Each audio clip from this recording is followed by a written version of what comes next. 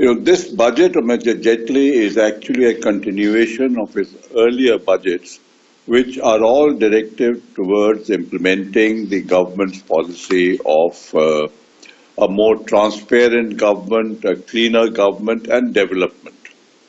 And some of the positives in this, which I think have happened for the first time, relate to the attempt to clean political funding. Nobody, as far as I remember, in any past budget has ever raised this problem and come up with some solutions.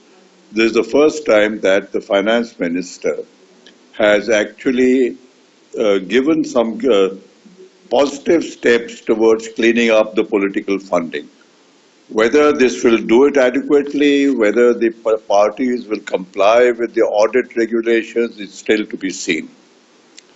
The second thing in this budget, again in that direction, is the fact that the extent of tax non-compliance was very clearly brought out by the data which he gave about the number of both companies as well as individuals who are filing returns, and the extent to which it appears that there has been underreporting of incomes at a large scale.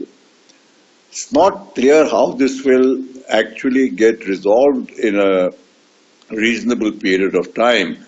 The move towards digitization, GST will help, but will it totally solve the problem is still to be seen.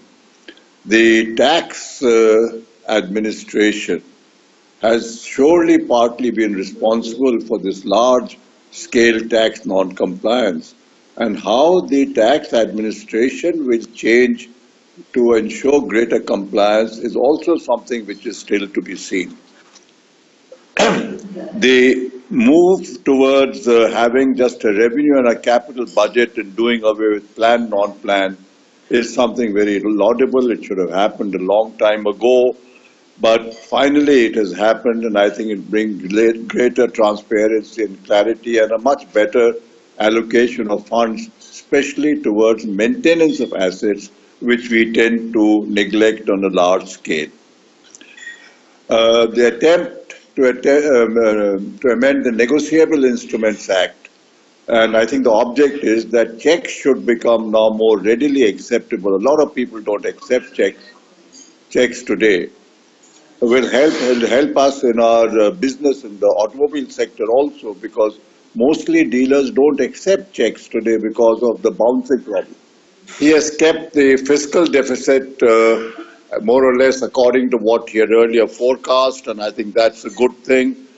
The dispute resolution thing which he had proposed last year, which has not got implemented, which he says he now do by amending the Arbitration Act. It's an important step which is required if the PPP model is going to work in infrastructure in that segment through the PPP system. And effective system of resolution of disputes is required, and I think the sooner this comes, the better it will be. Doing away with FIPB and hopefully making FDI much easier to come and get working in this country, I think is a step towards making in India more feasible, and I think this is very good. The reduction in the period for capital gains on land transactions from 3 years to 2 years will help.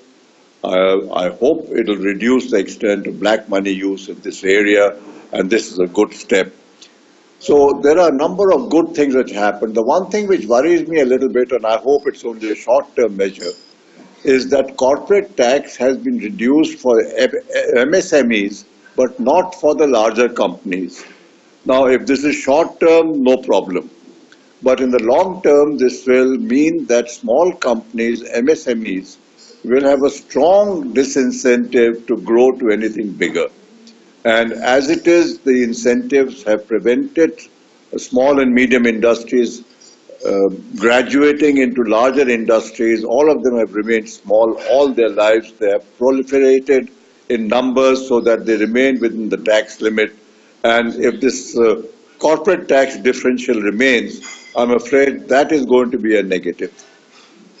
So I think these are the main issues I had on this budget.